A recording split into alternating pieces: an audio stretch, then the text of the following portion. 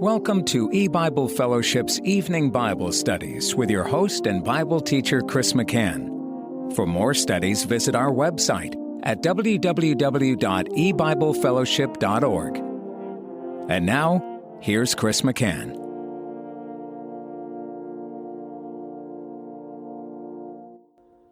Good evening and welcome to E-Bible Fellowship's Bible study in the book of Genesis. Tonight is study number 23 of Genesis chapter 8. We're going to start reading in verse 15 of Genesis 8. And God spake unto Noah, saying, Go forth of the ark, thou and thy wife, and thy sons' wives with thee.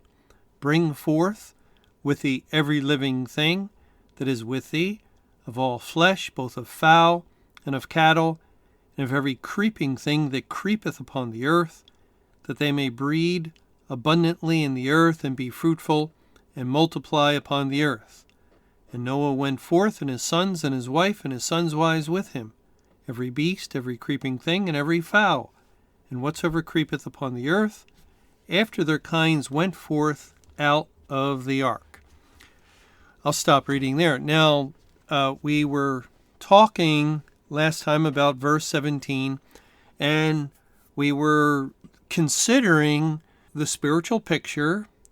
We know the historical context of Genesis 8 is the time after the flood, and it's very fitting for mankind, the 8 souls, and all the animals to go out onto the dry land, and it's a very appropriate point in time for God to give these instructions, these commandments, to direct man and creature on what they are to do.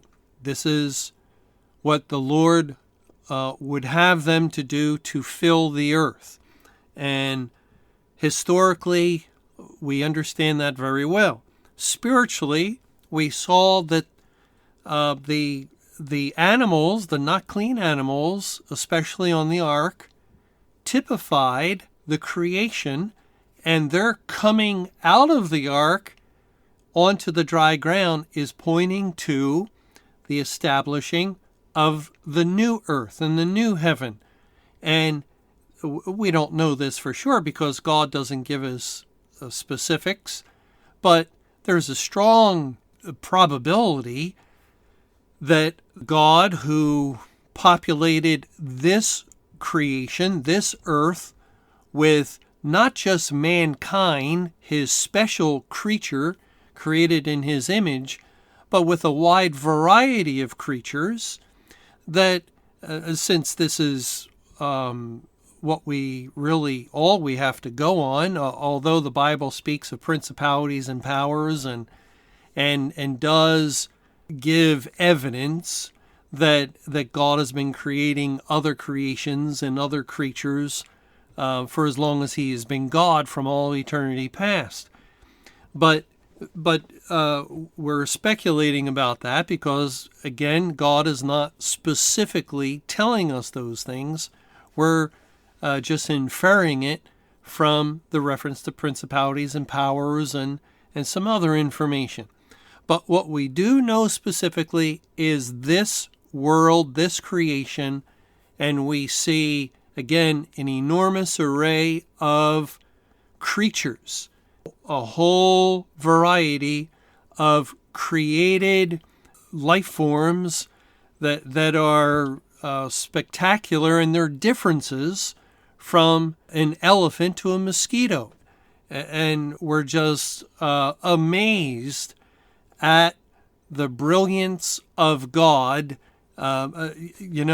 Just think if you or myself or any human being or any 100 or 1,000 human beings got together and without, already knowing the creatures that we know all around us, and we got together and we decided to give some characteristics and to try and design creatures.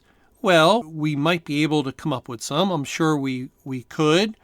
And man has imagination.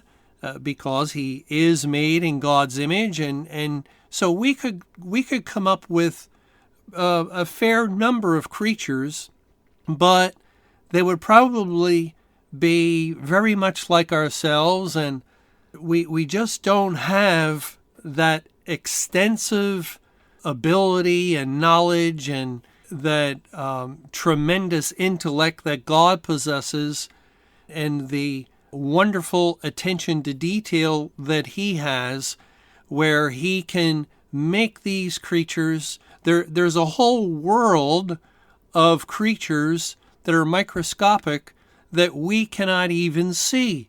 But God sees them. God created them. They're living organisms.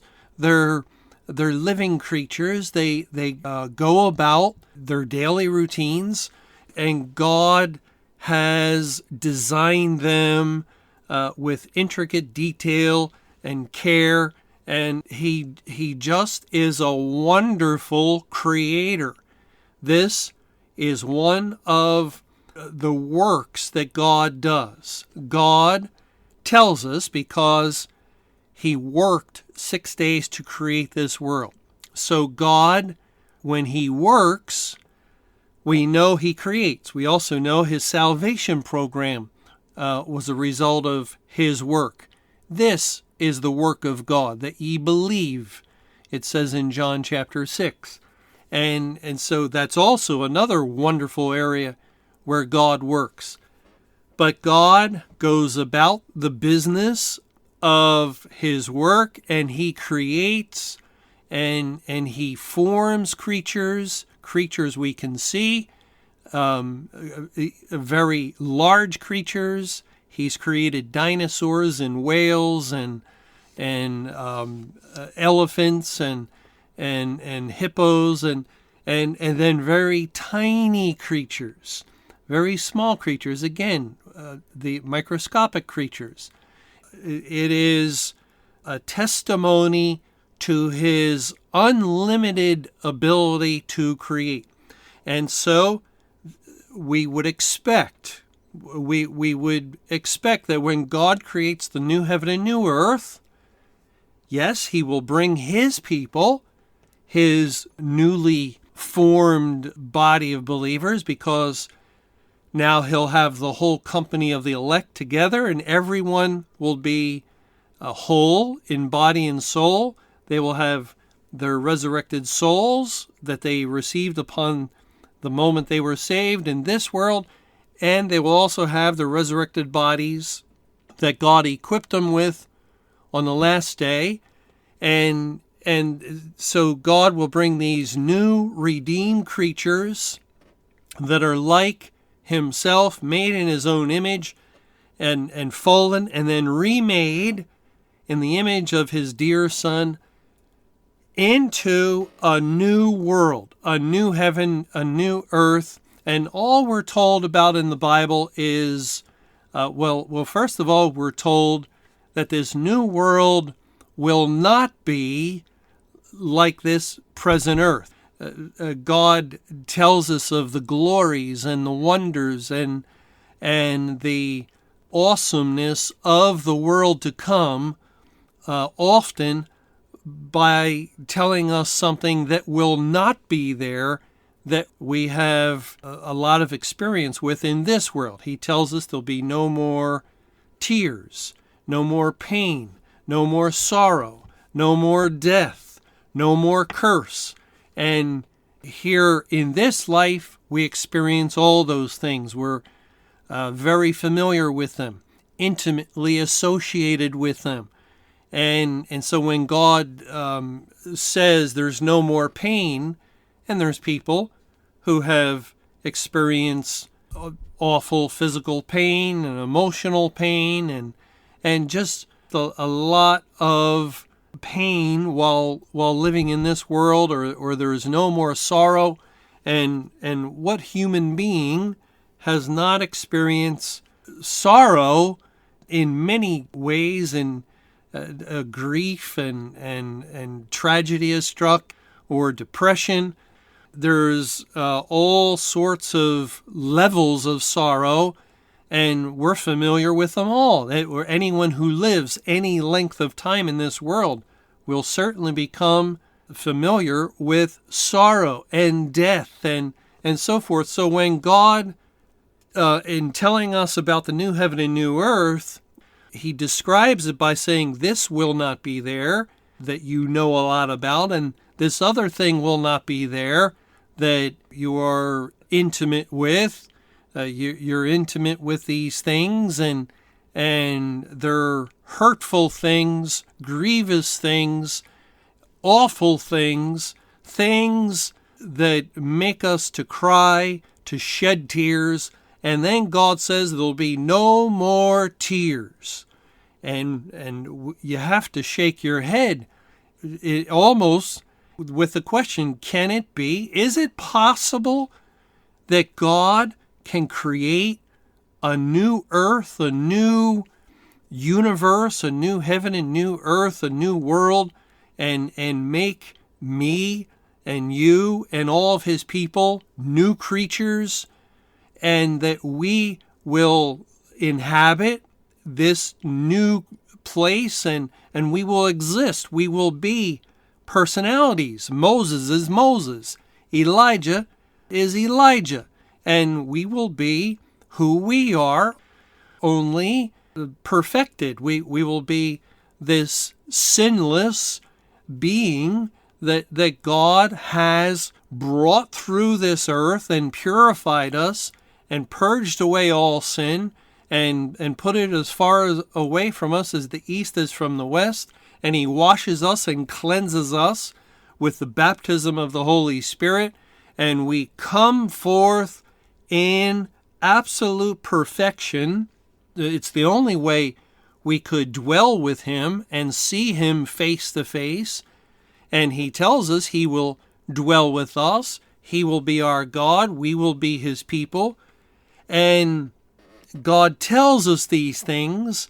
And then he says, while we're living in this glorious new creation where we do have conscious understanding and existence, we have awareness of ourself, of this new perfect surrounding, of this incredible being, this eternal being that is from everlasting to everlasting, that is truly awesome in his nature, and we will be in his presence, and we will never once will there be, to use the language of this world, because I don't know what other language they use, there'll never be a bad day. There'll never be a moment, a second, a snap of the finger where we're cast down in soul, or wherein we are crying because we just don't feel good. We feel sorrowful because we lost someone. No, there's no loss of people anymore. There's no more death. There's no more entering into an intimate relationship where you get to know someone, you grow close to someone. And there will be that. There will be a growing closeness between God's people and God, and as we grow closer to God, we'll also grow closer to one another. There will be incredible intimacy and love and all these wonderful things, but there will be no loss of them. There will be no going back from them, or someone who goes away. They have decided, I just want to be by myself. I don't, there will be nothing of the kind. And our minds that are so set and accustomed and used to all of the negative things that happen in our life in this world. You know, like they say about Eskimos, they have so many words for snow. I forget the number, but it's a great many words for snow because it's all they know. Well, we have a lot of words for sorrow and tears and sadness and death and misery.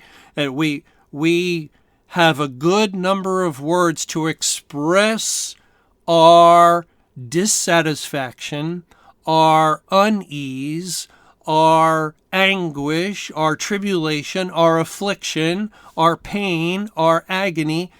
We have an abundance of words in English language, but in many languages to express these things because they are our common experience as we live this life, as we go from day to day. Yes, there is some joy and peace and happiness and nice times and pleasant days. Yes, but everything is offset. Everything is happening with this surrounding atmosphere of a curse upon the whole creation, upon mankind. We live with the threat of danger, with the threat of death, with the threat of losing whatever we feel is making us presently happy. The thing that we fear, there's one scripture, I forget where it is, has come upon me, is often the case when one day we wake up and we hear the news. We hear the bad news, and deep down we're anxious about that. We were fearful of that. Well, there's no more living under the shadow of death. There is only life forevermore. And I don't know how that's possible for a day to live a perfect day. I can't imagine waking up in the morning and every thought and every experience and everything that happens over the course of 24 hours is absolutely perfect and wonderful and joyous and, in every degree. I can't understand how that's even possible, and I'm sure neither can you, because we live in an extremely imperfect world, and we are unfamiliar with perfection and holiness and perfect goodness and perfect peace and perfect love and all of the attributes and characteristics of God and His kingdom. All of those things are true in the invisible realm, in the spiritual heaven, in the kingdom of God. God is the essence of all those things. So, of course, they're there. But here in this world, with our sin, with rebellion against God, well, we've brought just terrible things upon us. And yet God, in His Bible, has said that this world and these experiences are temporal. They're but for a moment, and they will give way to a far more exceeding and eternal weight of glory. So God tells us of heaven, of the new heaven and new earth, often in using the language of the removal of the negatives. And we just stand back and wonder, and we say, wow, heaven will be super glorious without that and without this other thing. And yet God does not get specific concerning the details of that new creation, what it'll look like, what creatures will roam, will they fly, will they swim, will they run across a land, will there be land? If we're going to have spiritual bodies, what kind of new heaven and earth will it be? And what type of creatures will inhabit it? We know that God can make spiritual creatures because that's what angels are. angelic beings are spirit creatures. And could God make an array of spirit creatures similar to angels in that they're a spirit creature, but different than angels? Of course he could. But again, these are things that we can only wonder about. We're not told specifically. But here in this verse, with the creatures coming off into the dried earth, it's a picture of the new creation. And I think it's almost a certainty that God will populate that new creation with creatures that are suited and designed specifically and perfectly adapted to whatever creation that new world will be. But we have to ask the question spiritually, since we know God is speaking to Noah and his wife, his 3 sons and their wives, the 8 souls that typify the elect. When God said to them to breed and be fruitful and multiply, he basically gave another command, or was reissuing the command first given to Adam and Eve after their creation. And now it's a new creation. That's the picture. This is the elect entering into, finally, the promised land of this wonderful new creation God has made. Well, the question is, are the elect people of God going to be fruitful and multiply in the new heaven and new earth?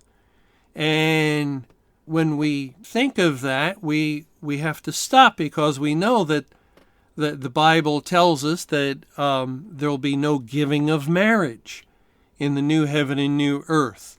And we really don't read anywhere that the elect will enter into the new heaven and new earth, and like in this world, they will pair up and produce offspring and grow even further the number of people that are God's elect people. As far as I'm aware, the Bible does not mention that kind of a thing. I don't see anywhere where that idea is presented. Well, then what's going on here? Well, first, when we see this language, there is one element where Genesis 8, after the flood, God is looking ahead to the remaining history that will unfold in this world. And that's why in chapter 9, Noah becomes a husbandman, he plants a vineyard, and soon we're going to see life goes on. The sons of Noah will have their own children, and the world will be repopulated, and eventually we'll be at the Tower of Babel, the division of the continents in the day of Peleg, and then we'll come to Abram. And so history is going to continue. And so there is a historical or earthly physical element to this that we mention, where Noah and his family are called upon to repopulate the world and to have physical descendants. Also, there's a spiritual element that is in view and also points to the working out of history, the development of history over the course of time after the flood, that relates to God's salvation program. It says in Exodus chapter 1, in Exodus 1 verse 7, "And the children of Israel were fruitful and increased abundantly and multiplied and waxed exceeding mighty, and the land was filled with them." And that's speaking of Israel's stay in Egypt. They were fruitful, increased abundantly and multiplied. The same language we have here in Genesis 8:17, breed abundantly in the earth, be fruitful and multiply upon the earth. Well, the multiplication of the Israelites in Egypt was a picture of God's salvation plan at work in the world. Egypt is a figure of the world. The Israelites, a type of those that God saves out of the world. And so within Egypt were Israel, God's elect, and they multiplied. And then finally, God brought the entire great multitude of Israelites out of Egypt. He delivered them all.